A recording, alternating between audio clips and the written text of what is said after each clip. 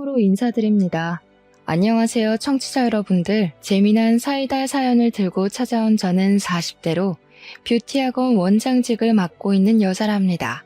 문득 사건이 벌어졌던 계절이 돌아오니 가슴속 깊이 숨겨두었던 제 이야기를 풀어내보고 싶어서 이곳을 찾아와 사연을 올리게 되었습니다.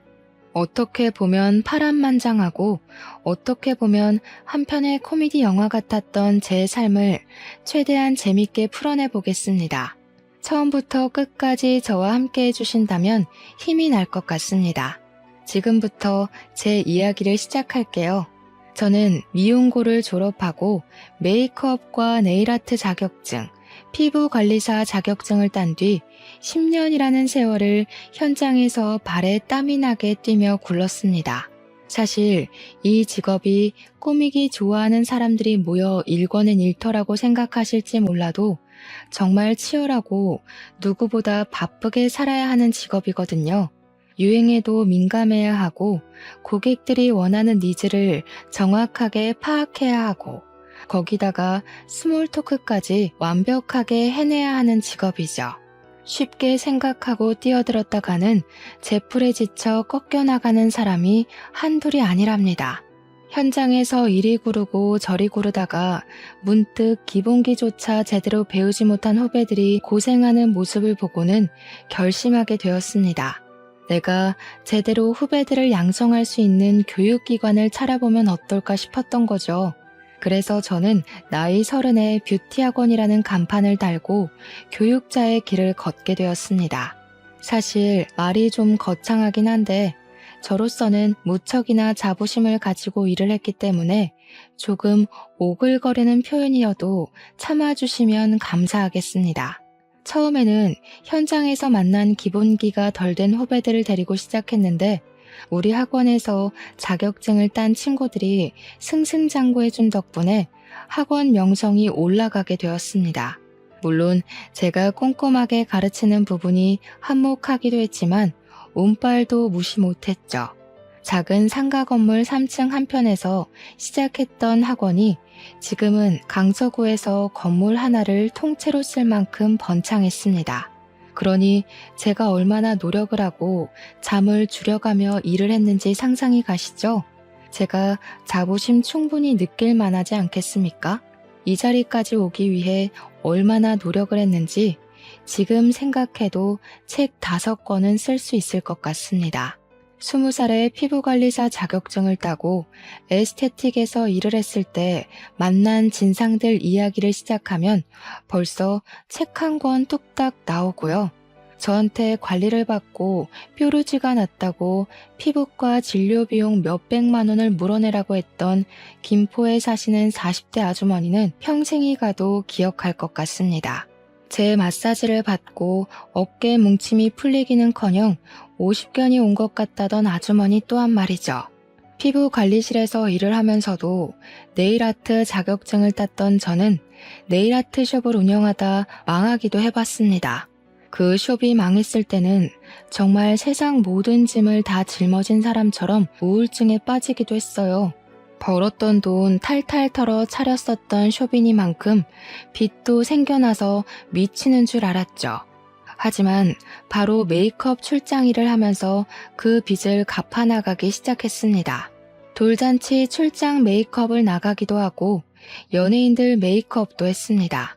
이게 또 부르는 게 값인지라 돈은 쏠쏠하게 벌게 되었고 또 금방 갚고 학원까지 차릴 기반을 마련하게 되었습니다.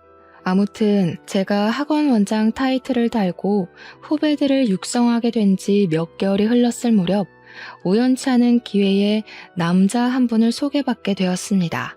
제가 망했을 때는 주변 지인들도 다 떨어져 나가는 것 같더니 다시 학원을 운영하고 승승장구하게 되자 이런저런 연락이 많이 오더라고요. 쳐낼 사람은 쳐내고 정말 제 인생의 지인이라 생각하는 명명만 남겨두었던 터라 소개팅을 시켜준다는 말에 냉큼 알겠다고 했습니다. 아무튼 소개팅으로 만나게 된 그분은 사람이 매우 성실해 보였고 숙맥이긴 하지만 자기 일에 자부심이 있는 사람처럼 보였습니다. 그분이 하는 일은 크레인 기사였는데 처음에 저는 크레인 기사가 막노동하는 사람인 줄 알았거든요. 물론 제가 무지해서 일어난 오해였죠. 제 지인분께 어떻게 공사판에서 구르는 사람을 소개해주냐고 화를 내기도 했네요. 크레인 기사라는 게 상당한 기술이 필요한 직업이고 자격증 또한 따기 어렵다는 걸 알게 되고 나서는 진심으로 사과를 했습니다. 버는 돈도 꽤 되는 것 같고 무엇보다 살림이 성실하다는 것이 저의 마음을 사로잡았기에 연애를 시작하게 되었습니다. 2년 정도 연애를 한 뒤에 종착지인 결혼에 꼴이 나게 되었습니다. 그런데 결혼 준비 기간부터 약간 삐걱거림이 시작되었어요. 결혼을 하려면 제일 먼저 하는 일이 뭔지 다들 아시죠? 바로 상견례 말입니다. 프로포즈도 받았고 반지까지 나눠 낀 마당에 자꾸 예비 신랑이 차일피일 상견례 자리를 미루는 게 아니겠습니까? 분명 우리 집에도 인사를 다 드렸고 시댁에 가서 인사를 드리겠다고 하는데 자기네 집에는 인사를 드릴 필요가 없다는 말만 반복하더라고요. 아니 그게 말이나 됩니까? 결혼식을 올리겠다고 하는데 시댁에 인사를 드리러 갈 필요가 없다고 하니 수상하더라고요. 저한테 바로 상견례나 하자고 하면서도 날짜는 잡지 않고 시댁에 저를 숨기는 것 같은 기분이 들고 모든 일이 원점으로 돌아가는 것 같은 기분이었습니다. 오죽하면 예비 신랑에게 혹시 유부남이냐고 그래서 자꾸 인사를 시키지 않는 거냐고 물어보기까지 했습니다. 왜냐하면 그때 저희의 나이가 벌써 37살이나 되었던 시점이었거든요. 나이를 먹을 만큼 먹었으니까 유부남일 가능성도 충분하다고 자꾸만 의심이 들기 시작했어요. 오죽하면 제 이야기를 아는 지인들이 미행을 해줄까? 등본이라도 떼오라고 시켜봐 하면서 조언을 해주었습니다. 예비신랑은 유부남 이야기를 듣자마자 절대 아니라며 가족관계 증명서를 떼다 보여주면서 미혼임을 확인시켜주기도 했습니다. 미혼인 걸 확인하고 나니까 상견례를 미루는 행동이 더 이해가 가질 않더라고요. 그래서 왜 그러는 거냐고 화를 내니까 그제야 멋쩍어 하면서 이야기를 하더라고요. 자기한테 형이 하나 있는데 이혼을 한 지 얼마 안 돼서 집안 분위기가 뒤숭숭해서 그렇다는 것이었습니다. 저는 순간 깜짝 놀랐죠. 계속 상견례 하자고 졸랐는데 친형이 이혼을 했다고 하니까요. 집안이 뒤숭숭하고도 남을 일이라서 제가 너무 아이처럼 보챈 건가 싶어서 미안하기까지 했습니다. 예비 신랑에게 아주버님이 이혼한 이야기를 물어보니까 말을 또 아끼더라고요. 무슨 비밀이 그리도 많은 건지 나 참. 또 그렇게 시간을 낭비하고 결국에는 제가 안 되겠다 싶어서 단판을 짓자고 했습니다. 시댁의 막무가내로 찾아가 인사를 드리기로 결심을 한 거죠. 가겠다고 말도 없었고 오라고 한 적도 없었는데 제가 양손 무겁게 선물을 사들고 다짜고짜 찾아가니까 시댁에서도 놀라셨습니다. 하지만 그것도 잠깐. 예비 시모가 저를 보고는 아이고 네가 우리 둘째랑 만나는 그 아가씨구나 하면서 반갑게 인사를 해주시더라고요. 시모 성격이 무척이나 털털해 보였어요. 오, 생각보다 나를 환대해주는 분위기구나 느낌이 좋다 싶어서 방긋 웃었는데 순간 저를 위아래로 쭉 훑어보시면서 스캔을 하시더라고요. 약간 쎄한 기분이 들 찰나에 저에게 그 옷 비싼 옷이냐고 슬쩍 물어보시더라고요. 그래서 아니라고 그렇게까지 비싼 옷은 아니라고 했더니 마침 잘 됐다면서 저녁 준비하려고 했는데 저보고 일손 좀 거들라고 하시더라고요. 순간 너무 당황해서 쓱 건네시는 앞치마를 받아버렸고 멀뚱히 있을 수가 없는 분위기가 되어버려서 체념을 하고 앞치마를 둘렀습니다. 싫은데요? 했다가는 당장 나가 할 것 같은 분위기였어요. 진짜예요. 등 떠밀려서 어영부영 시키는 일 하면서 저녁 준비를 돕고 있는데 안쪽 방에서 아주버님으로 보이시는 분이 나오시더라고요. 저를 한번 보고 시모를 한번 보더니 한숨을 푹 내쉬는 겁니다. 엄마, 내가 이런 짓 하지 말라고 했는데도 아직 정신 못 차리고 이러고 있어? 날선 말이 나오자 저는 잔뜩 긴장을 해서 그 둘 사이에 껴서 눈치를 볼 수밖에 없었습니다. 예비 시모는 순간 버럭하시면서 자기가 뭘 또 어쨌다고 그런 소리를 하는 거냐며 방이나 들어가 있으라고 아주버님한테 말씀하시더라고요. 근데 아주버님도 지지 않고 시모한테 큰 소리를 내는 겁니다. 왜 집에 인사하러 온 손님한테 앞치마를 입히고 일을 시키고 있냐고. 내가 그런 짓 하지 말라고 몇 번이나 이야기를 했는데 아직도 정신 못 차렸어? 아니, 얘가 하기 싫었으면 싫다고 했겠지. 군소리 없이 일 잘하고 있는 애한테 왜 그런 말을 하는 거니? 이게 다 내 탓이야? 얘, 네가 말을 좀 해봐라. 갑자기 시선이 저한테 모이게 되더라고요. 무슨 말을 해야 할지 몰라서 우물쭈물 눈치를 보고 있는데 아주버님도 저를 보면서 한 소리 하셨습니다. 손님으로 인사드리러 온 자리에서 밥 차리는 거 돕고 싶어요? 조용한 거 봐라. 잘하고 있는 애 괜히 들쑤시지 마. 얘도 입이 있는데 당연히 싫으면 싫다고 말을 하겠지. 예비 시어머니가 될 사람 앞에서 면전에 대놓고 싫다는 소리를 어떻게 하겠어? 며느리가 그럴 수 있는 존재라고 생각하는 것부터가 잘못된 거야. 앞치마 벗고 거실에서 TV나 보고 밥이나 먹고 가요. 손님으로 왔으면 손님 대접받고 가는 걸로 합시다. 그러면서 저한테 앞치마 후딱 벗으라는 눈짓을 하시길래 이때다 싶어서 바로 앞치마를 벗었습니다. 뒤에서 시모가 허 하는 소리가 들렸지만 일부러 무시하는 척하고 아주버님 따라서 거실로 발걸음을 디디는데 그제야 예비 신랑이 방에서 나오더라고요. 집에 오자마자 인사만 쏙 하고는 안방에 있는 시부랑 이야기한다고 들어가서 자리에 없었거든요.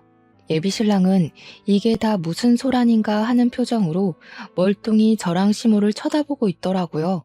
그러니까 아주버님이 제가 벗은 앞치마를 예비 신랑에게 던지면서 일을 시키고 싶으면 네가 직접 하라고 왜 예비 신부한테 일을 시키냐고 화를 내더라고요. 남편은 아무것도 모르는 채로 무슨 소리를 하는 거냐고 분위기가 왜 이렇게 삭막하냐고 헛소리를 하더라고요. 눈치가 없는 건지 진짜 모르는 건지 어벙하게 굴자 아주버님께서 예비 신랑을 향해 큰 소리를 내셨습니다. 이런 집구석이니까 내 와이프가 도망간 거야. 그걸 왜 몰라? 어떻게 인사드리러 처음 집에 온 사람한테 당당하게 앞치마를 들이미냐고. 손님이면 손님 대접을 해야지. 며느리가 종이야? 어? 그렇게 부려먹기만 하니까 내 와이프가 도망을 간 거라고. 내가 미리 알았으면 이런 일 없게 만들었어. 너 처신 똑바로 해. 그제야 저는 대충 아주버님이 이혼한 이유를 눈치껏 알게 되었습니다. 시모가 전 형님께 시집살이를 아주 혹독하게 시킨 모양이었더군요. 툭하면 불러내서 이거 해라 저거 해라는 기본이고 마트에서 장을 보는 일까지도 모조리 시켰다고 하더라고요. 다른 집 며느리들은 생일이라고 이거 해준단다, 어버이날이라고 해외여행 보내준단다 하면서 비교까지 해가면서 구박을 하고요. 그래도 시자가 붙은 사람이라 대접을 해야 된다고 생각했던 착한 병 말기 전 형님은 처음에 이것저것 요구하는 거 하나하나 비 맞춰주고 했대요. 나중에 제풀에 지쳐서 더는 이렇게 못 살겠다고 정신병 걸릴 것 같다고 이혼만 해달라고 울고빌고 빌어서 아주버님도 사건의 전말을 알게 됐다고 하더라고요. 그래도 꽤 열렬하게 사랑했던 사람이라 그런지 아주버님은 이혼의 충격에서 벗어나지 못했고 한동안은 술독에 빠져 살았다고 하더라고요. 지금은 시간이 조금 흘렀다고 출근도 제때 하고 술도 별로 안 마신다고 하던데 시모한테 악감정은 남아있는 듯 했어요. 그 와중에 동생이 결혼할 여자가 있다고 운을 띄우고 다짜고짜 들이닥쳤는데 앞치마 메고 일을 하고 있으니까 그때 생각이 났나 보더라고요. 아주버님이 생각했을 때는 자기 전 와이프도 이렇게 당했겠구나 싶었던 거겠죠. 예비 신랑은 안방에 들어가서 시부랑 무슨 이야기를 그리 길게 하는지 30분이 넘는 시간이 흘러도 나와 볼 생각도 안 하고 아주버님이 아니었으면 아마 그날 저녁은 제가 차린 밥으로 먹었을 거고 음식이 별로네 짜네 다네 하면서 핀잔을 주시지 않았을까 싶네요. 그날 아주버님이 그렇게 한바탕 난리를 치고 난 다음에는 다들 아주버님 눈치 보느라 아무 소리 안 하고 밥만 먹었거든요.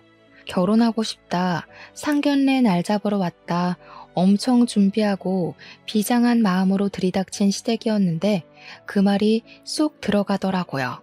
과연 내가 이 집에서 잘 버틸 수 있을까 하는 생각까지 들고 조용히 밥만 먹고 있는데 시부 되실 분이 그러더라고요. 이제 홍기를 꽉 채우다 못해 나이가 40을 바라보는데 결혼을 해야 하지 않겠냐. 양가에 인사드렸으니 상견례를 잡자고요. 남편이 숨기려고 했던 게 아주버님의 이혼 사유였는데 그게 다 드러나고 나니까 결혼하자고 냉큼 말을 하더라고요. 근데 모든 전말을 알게 됐는데 저라고 냉큼 좋습니다. 할 수 있겠습니까? 찝찝함이 사라지질 않더라고요. 근데 사람이라는 게 참 간사한 마음을 가지고 있잖아요. 나이가 벌써 37살이고 주변 친구들은 죄다 시집가서 애가 둘이고 셋이고 노후 준비가 어떻고 애들 유치원은 어쩌고 하는데 저는 아직 시집도 못 갔고 지금 예비 신랑이랑 헤어지면 언제 또 새로운 사람 만나서 연애를 하고 결혼 계획을 짜고 하겠어요. 나이가 죄라는 말이 사무치게 새겨지더라고요. 이 나이에 남자를 만날 수 있는 곳이 널린 것도 아니고 제가 뭐 클럽을 가서 헌팅을 하겠어요? 뭘 하겠어요? 결혼정보업체에 가입을 하자니 금액도 금액이고 거기 있는 사람들 죄다 하자 있는 사람들이라고 말도 많잖아요. 고부간의 갈등은 내가 처신 잘하고 피해 다니면 되지 않을까 하는 안일한 생각이 들고 점점 마음이 기울더라고요. 그래서 결혼하겠다, 상견례 날짜를 잡자 하게 된 거죠. 막상 걱정했던 상견례 자리는 꽤 훈훈한 분위기로 이어졌어요. 시모가 가끔 가다 핀트에 어긋나는 말들을 뱉어서 싸해진 분위기가 몇 번 있었던 걸 제외하면 시부는 꽤 괜찮은 사람이었습니다. 시모가 우리 부모님한테 그러더라고요. 자기네들은 노후 준비 다 되어 있고 모아둔 재산도 꽤 되는데 사돈댁은 어떠냐고요. 우리 아들, 그러니까 예비 신랑이 벌어오는 돈으로 노후 준비할 생각하시는 거 아니죠? 하면서 무례하게 굴었습니다. 그 말에 우리 부모님도 무척 당황해 하셨죠. 절대 아니라고, 노후 준비하고 있고 아이들 걱정할 일 없을 거라고 딱 잘라 선을 그었습니다.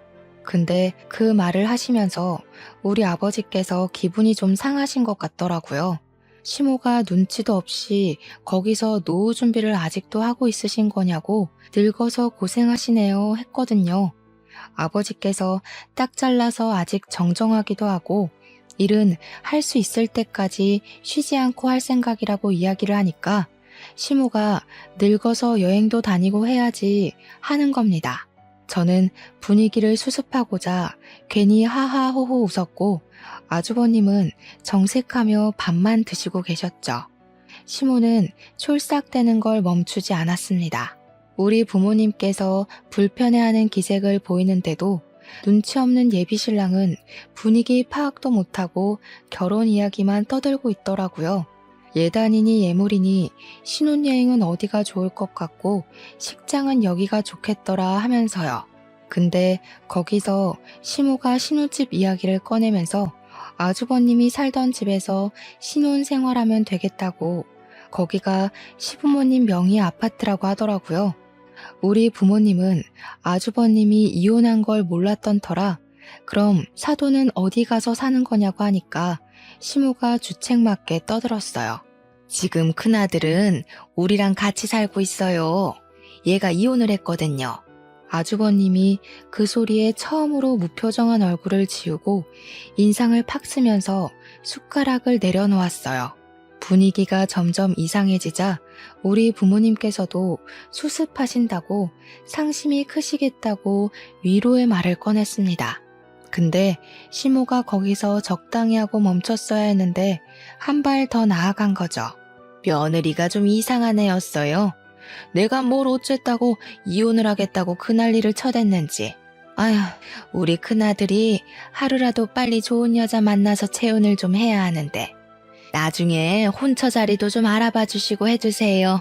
우리 부모님은 황당해하시고 아주버님은 짜증이 솟구쳤는지 한숨 쉬다 화장실 간다고 나가시고 예비신랑만 머리에 꽃밭이 가득 찼는지 맞아 하면서 맞장구 치고 있더라고요.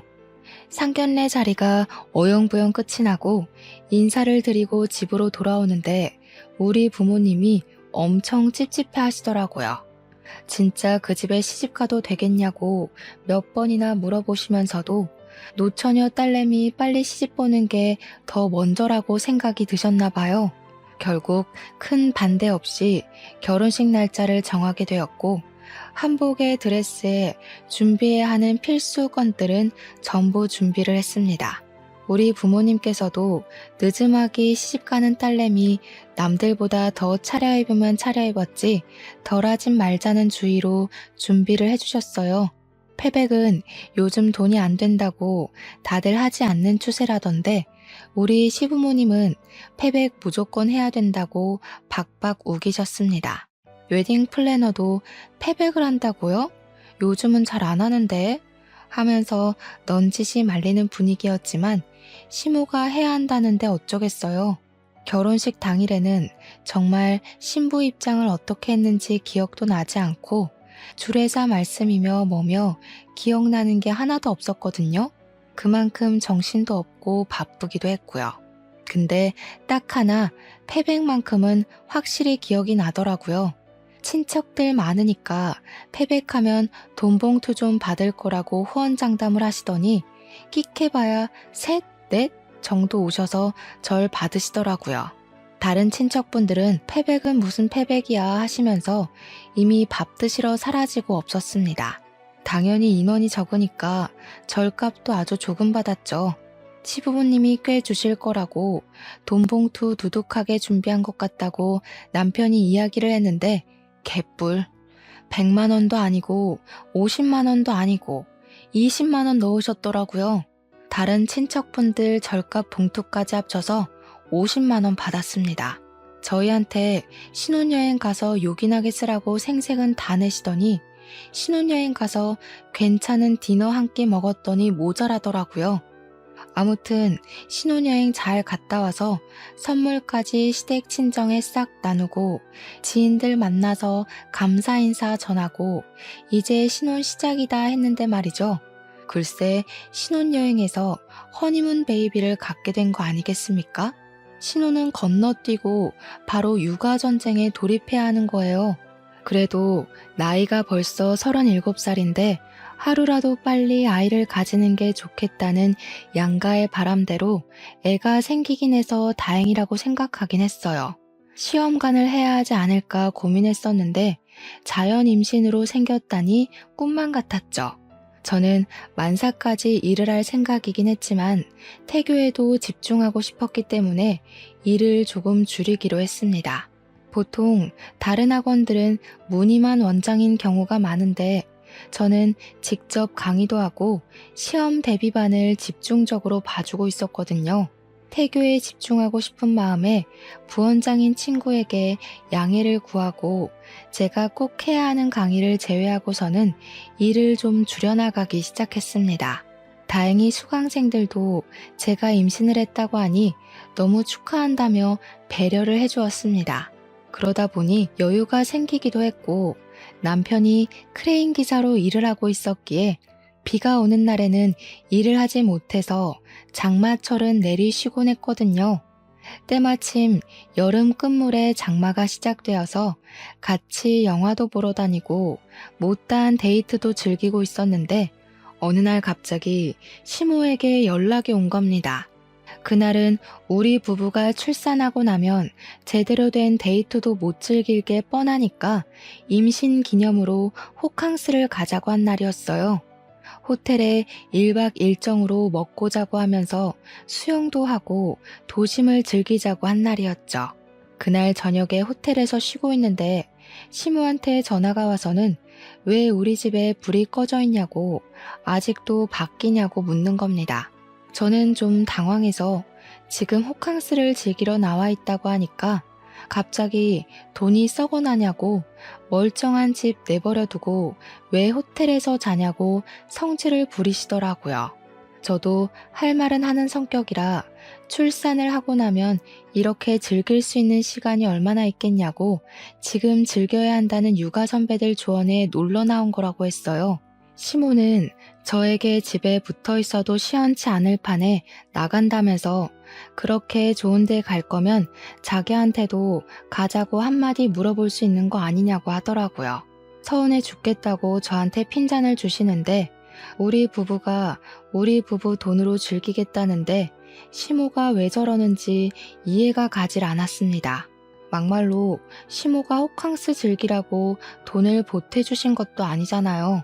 거기다가 제일 소름 돋는 건 우리 집 불 꺼져 있는 건 어떻게 알았는지였습니다. 남편에게 이야기를 하니까 대수롭지 않게 대꾸를 하더라고요. 원래 우리 집이 형네 부부가 살았던 집인 거 알지? 우리 엄마네 집에서 내려다보면 우리 집이 보이거든. 저는 완전히 몰랐거든요. 시댁이랑 같은 아파트 단지이긴 해서 가까운 건 알았지만 시댁에서 보이는 집인지는 꿈에도 몰랐어요. 제가 놀래서 남편한테 시댁에서 우리 집이 보인다고? 하고 물어보니까 남편이 몰랐냐고 그래서 일부러 그 집을 구매한 거래요. 시모가 매일 베란다에서 아주버님 네 집, 그러니까 지금 우리 부부가 살고 있는 집을 내려다봤대요. 그게 더 소름이지 않나요? 매일 심심하면 관찰을 했다는 게?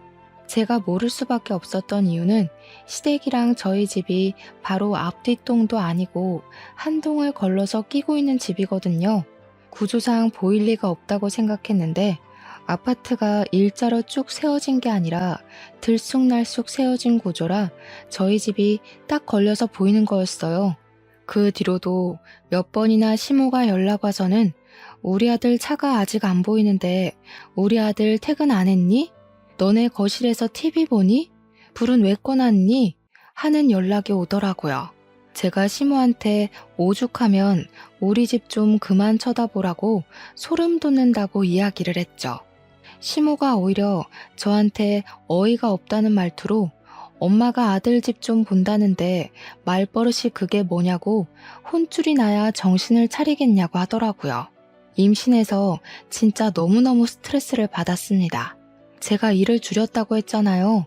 그 사실을 알게 된 시모가 허구한 날 저를 시댁으로 불러내기 시작했습니다.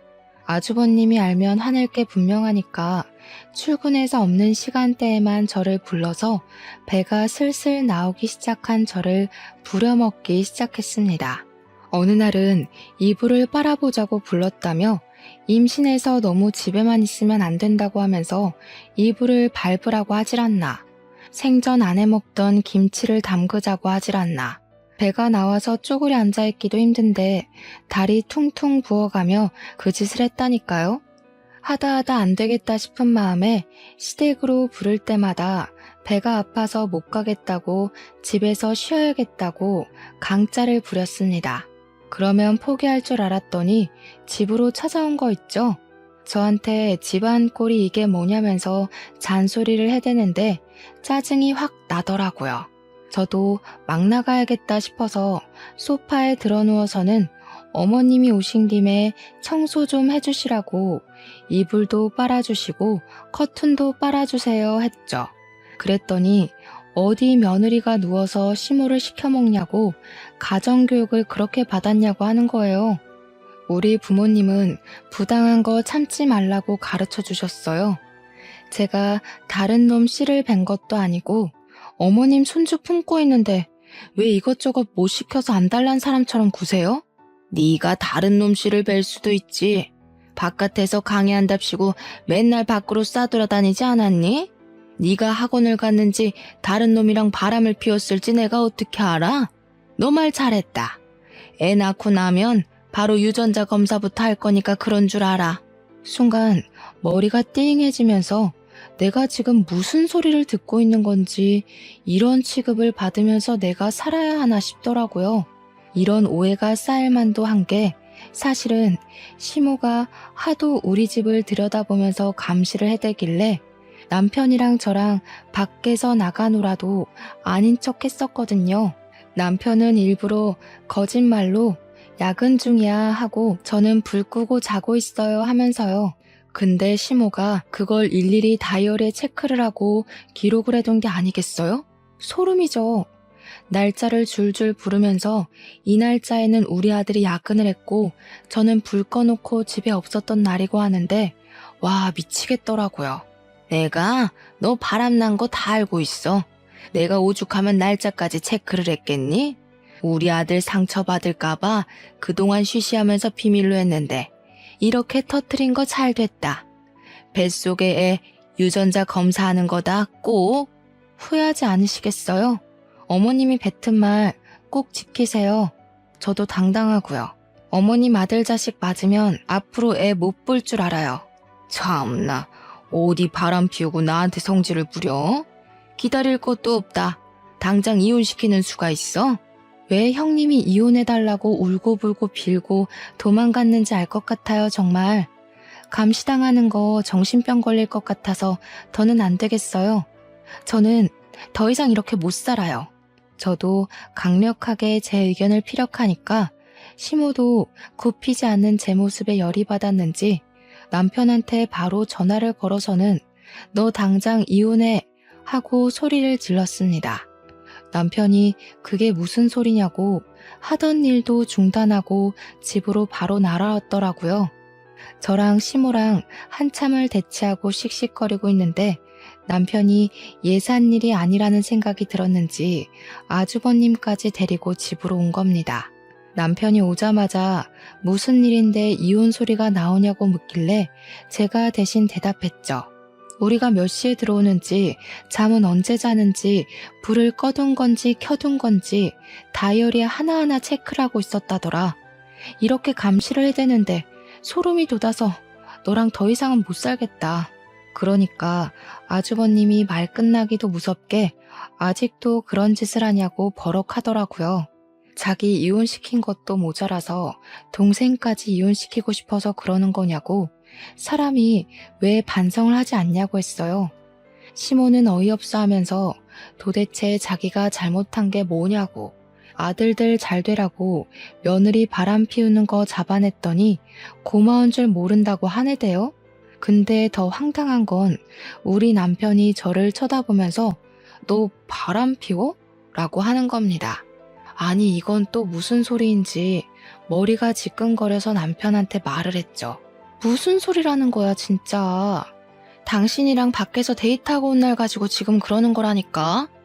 당신이 어머님한테 야근한다고 거짓말 치고 나랑 영화 보고 데이트한 날 가지고 내가 바람 피우는 거라고 오해하시는 거라고. 근데 남편은 바람이라는 단어에 꽂힌 건지 뭔지 저를 못 믿겠다는 식으로 구는 겁니다. 시모가 말했던 땡월 땡일에 자기가 야근했던 것 같다며 저보고 어디를 갔다 온 거냐고 묻더라고요. 남편까지도 저를 몰아세우니까 시모 기세가 정말 등등해져가지고는 저한테 유전자 검사하자고 소리를 버럭버럭 질렀습니다. 진짜 멍청해도 끝이 없지. 우리 뱃속의 아이가 허니문 베이비라는 사실은 완전히 까먹은 것 같더라고요. 저도 화딱지가 나서 싫다고 마음 바뀌었다고 어쩜 나를 못 믿을 수가 있냐고 유전자 검사 안 한다고 강짜를 부렸습니다. 그랬더니 남편이 한다는 소리가 혹시 모르니까 확실하게 하는 게 좋겠다고 유전자 검사를 하자고 하는 거예요. 저한테 좋은 게 좋은 거 아니냐고 친자가 맞으면 좋은 거고 아니면 이혼하면 되지 않냐고 저를 설득하는데 순간 제가 완전히 부정당하는 기분이 들었습니다. 오죽하면 아주버님까지도 남편을 정신 나간 놈처럼 바라보더라고요. 제가 결국 제 풀에 지쳐 이혼하자고 짐을 싸서 친정으로 가겠다고 했어요. 그러니까 시모가 적어보라고 회피하는 게 완전히 여우라고 손가락질을 하더라고요. 쫄리니까 도망가는 거 아니냐고 저를 몰아세우는데 눈물이 다 날 것 같았습니다. 아주버님이 시모한테 정신 나간 거 아니냐고 임산부한테 별수를 다 한다고 제 편을 들어주는데 남편은 뭐 하는 건지 참나. 그날로 친정에 짐 싸들고 가버리고 이혼하자고 서류를 남편에게 보냈더니 노발대발하면서 절대로 이혼을 못 해주겠다는 겁니다. 친정에서 푹 쉬고 마음 정리하고 돌아오라고 이야기를 하는데 도대체 제가 정리할 마음이 뭐가 있겠냐고요. 유전자 검사 의향을 가지고 돌아오라는 소리밖에 더 되겠습니까? 참 불행하게도 제가 스트레스를 너무 많이 받았는지 글쎄 아이가 조산으로 태어나게 되었습니다. 소위 말하는 팔싹둥이로 10개월을 다 품지 못하고 8개월 만에 아이가 태어나게 된 것이죠. 바로 인큐베이터로 아이는 들어가고 저는 병원에 몸져 누워서 끙끙 앓고 있는데 시모랑 남편이 왔더라고요. 이것 봐. 10개월 뒤에 나와야 할 아이가 왜 8개월 만에 나왔겠어? 너 결혼 전부터 임신한 상태로 속이고 결혼한 거지? 남의 아이 가져놓고 순진한 우리 아들 속여서 결혼한 거잖아. 당장 이혼해. 우리 부모님은 이게 다 무슨 개소리냐며 화를 내셨고 시모는 의견을 굽히지 않았습니다. 대판 싸우는 와중에 남편이 저를 싸늘하게 쳐다보는데 진짜 실망을 더할 수도 없겠더라고요. 저는 그냥 지쳐서 도장을 찍어주었고 이혼 서류를 제출하게 되었습니다. 제가 38살의 나이로 출산을 하게 되면서 아이가 태어난 다음에 이혼을 하게 된 터라 출생신고를 먼저 하게 되었습니다. 남편이 자기 자식이 아닐 수도 있는데 왜 자기 자식으로 호적에 올려야 하냐면서 난리가 난 거죠. 제가 지쳐서 네 자식 맞는다고 유전자 검사해주겠다고 하니까 남편이 그런 것도 다 조작할 수 있는 거 아니냐고 콧방귀를 끼대요. 제가 콩 심은 데 콩 나고 팥 심은 데 팥 난다고 이야기를 해줘도 들을 것 같지 않아 보였습니다.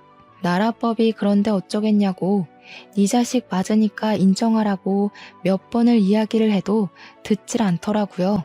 조리원에서 몸조리를 하고 친정에 돌아와 독박 육아를 시작했는데 시댁에서는 그때까지도 자기네 자식인지 아닌지도 모르는 마당에 왜 자기네 성을 따라야 하는 거냐고 하더라고요.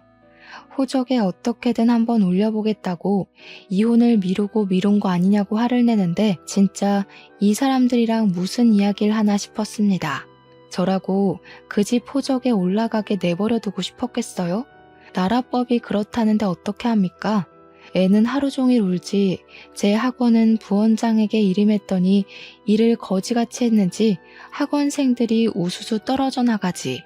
저한테 허락도 맞지 않은 상태로 무슨 이벤트를 열었다가 재정에 구멍도 크게 내고 학원 월세며 직원들 월급이며 나가야 하는데 돈은 모자라서 대출을 받아서 할 지경까지 이르렀어요.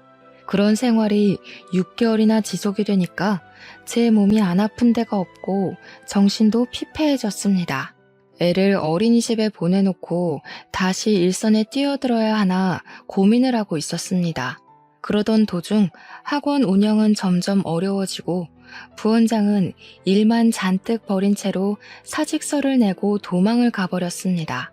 직원들 월급이 밀리면서 말도 나오고 애는 점점 낯가림이 심해져서 제 품에 있지 않으면 울고불고 난리가 나고요. 저는 우는 아이를 떼어놓고 일을 하러 출근을 했다가 학원에서 그만 쓰러지고 말았습니다. 수강생의 신고로 119를 타고 큰 병원에 가게 되었는데 자궁에 엄청나게 큰 혹이 생겼다는 겁니다. 수술을 하루라도 빨리 해야 하고 조직 검사도 해봐야 할 것 같다고 암일 수도 있다고 하더군요. 문제는 수술을 빨리 해야 하는데 제가 모유 수유를 하고 있었고 애는 완전히 제 껌딱지고 학원 운영까지 시급하니까 미치겠는 겁니다. 우울증까지 겹쳐서 하루하루가 힘든 와중에 전 시댁에서 이걸 어떻게 알았는지 제가 입원해 있는 병실로 찾아왔더라고요. 시모랑 전 남편이 병실에 찾아와 저에게 꺼낸 말이 뭔지 아십니까? 자기네들은 제가 죽어도 애를 책임질 마음이 없는데 법적으로 묶여 있으니까 호적에서 판회할 것 같다고 멀쩡히 살아있는 애 사망 신고를 하라는 겁니다. 이게 정말 인간인가 싶더라고요. 제가 죽으면 어쩔 수 없이 떠안아야 하는 거 아니냐면서 자기 자식이 맞는지 아닌지도 모르는데 왜 책임을 져야 하냐요? 제가 죽기 전에 사망 신고하고 죽으라고 아니면 전 시모가 직접 하겠다고 하더군요.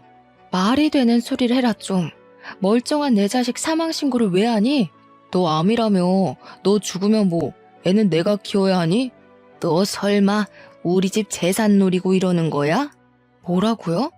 제가 재산을 노릴 거면 왜 하찮은 댁 아드님이랑 결혼을 했겠어요? 죽어도 그쪽한테는 애 키우란 소리 안 할 거니까 꺼지세요. 듣던 중 반가운 소리다. 그런데 법이 우리한테 불리하니까 사망 신고를 하라 이 말이야. 키우라는 소리 안 하겠다는 각서라도 쓸 테니 제발 내 눈앞에서 꺼지라고. 그 말이 끝나기 무섭게 변호사 사무실에서 조언받아 만들어 온 각서라면서 저한테 종이 한 장 들이밀대요. 애를 책임지지 않겠다는 그런 내용이었고 저는 피곤해서 지장을 찍어주었습니다. 어길 시에는 애 사망 신고에 동의하겠다는 내용이었습니다. 저는 친정 부모님의 도움으로 수술을 무사히 마칠 수 있었고 3개월 동안 꾸준한 회복을 거쳤습니다. 그 이후에 학원 건물을 이사하게 되었어요. 원래는 4층짜리 건물 한 채를 통째로 쓰고 있었는데 회복이 더 필요하고 육아도 해야 했기에 큰 학원을 운영하기가 벅차더라고요. 중간에 인수하겠다는 사람이 나타나긴 했지만 가격을 후려치려고 하기에 그냥 작게 옮겨서 운영하는 게 낫겠다 싶었습니다. 처음 시작할 때만큼 작아진 건 아니었지만 건물 2개의 층을 쓰면서 예전처럼 운영하기 위해 노력을 했고 서서히 안정을 찾게 되었습니다. 어쩔 수 없이 인원 감축을 해야 해서 선생님들도 반이나 줄어들었지만 그래도 꾸준히 하니까 회복이 되더라고요. 그렇게 한 3년이라는 세월이 흐르고 기반도 튼튼히 잡았고 혼자 아이 하나 키우기에 부족함 없을 만큼 돈도 벌게 되었습니다. 아이는 어린이집에 다니게 되었고 제 자궁에 있던 혹은 다행스럽게도 암은 아니어서 잘 제거가 되었고 추적 검사를 하는 걸로 마무리가 되었습니다. 삶의 안정이 찾아왔구나 하는 찰나 3년 만에 전 시댁에서 연락이 온 겁니다. 전 남편이 뜬금없이 우리 아이는 잘 있어? 하고 연락이 왔는데 이게 무슨 소린가 싶었죠. 네 애 아니라고 부정할 때는 언제고 이제 와서 우리 아이 타령이냐고 했더니 글쎄 자기 오갈 곳이 없다면서 며칠만 재워주면 안 되겠냐는 거예요. 이게 웬 개소리냐 전화 끊어라 하니까 자기 이야기 좀 들어달라고 하더니 한참을 울더라고요. 알고 보니까 시모의 취미생활 중 하나가 쑥뜸을 뜨는 것이었거든요.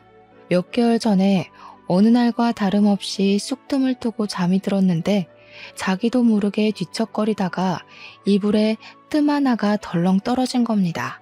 무슨 일이 일어나는지도 모르고 매캐한 쑥향기 속에서 자고 있던 시모는 불이 난 것도 몰랐대요. 당연히 시모는 그 집에서 탈출을 못해서 장례를 치르게 되었고요. 불이 번지고 번져서 시댁을 홀라당 태워먹은 것도 모자라서 시몬의 집 주위 가구들까지 죄다 불이 옮겨 붙은 겁니다.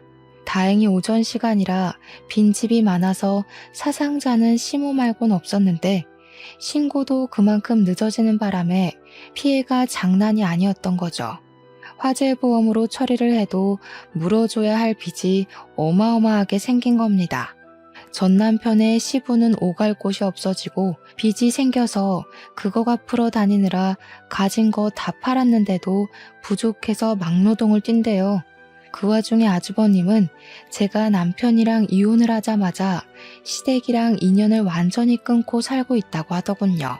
고시원을 떠돌면서 생활한 지도 6개월이 넘었는데 월세를 낼 돈이 없다면서 자기를 좀 재워주면 안 되겠냐는 거죠. 자기가 애 아빠 아니냐고 갑자기 우리 아이를 챙기려고 드는데 제가 미쳤습니까? 네 애 아니라고 사망 신고하라고 종용할 땐 언제고 이제 와서 우리 아이 타령이야? 나도 네가 내 아이의 아빠라고 생각하고 살진 않아서 도와줄 생각도 없어. 그럼 나 너네 학원 경비 일이라도 하면 안 돼? 내가 널 뭘 믿고 경비를 맡기겠니? 빚이 한가득이라며. 크레인 기사 일이나 열심히 하면서 빚 갚으세요, 아저씨. 나 2년 전에 팔을 크게 다쳐서 크레인 기사 일도 더 이상 못해. 그래서 어쩌라고. 남의 마음에 상처 줘서 벌 크게 받은 거야. 아주 고소하다. 이제 와서 후회해봐야 내가 받은 상처가 사라지겠니? 나는 덕분에 이 갈고 성공해서 지금 너무 잘 먹고 잘 살고 있어. 그러니까 앞으로 나한테 콩고물 떨어질까 기대하지 말고 네 시궁창 인생 잘 가꾸며 살아. 그러고는 전화를 차단해버렸습니다. 한순간에 재산 다 말아먹은 전 시댁 인간들, 내 아이를 사망신고하라고 종용하던 정신 나간 것들이 쫄딱 망했다고 하니 너무 고소합니다. 결국 그 집을 탈출한 아주버님도 존경스럽고 대단하고요. 앞으로는 제정신 아닌 소리 그만하고 반성하며 빚 갚고 살았으면 좋겠네요. 이래서 주는 만큼 돌려받는 거라는 말이 있나 봅니다. 오늘 밤에는 2다리 뻗고 꿀잠 한번 자보렵니다. 제 사이다 같은 사연 어떠셨나요? 여러분들도 이런 일이 있다면 참지 말고 질러버리세요. 세상 속이 시원하답니다. 아무튼 제 사연을 들어주신 여러분 정말로 감사합니다. 늘 행복하세요.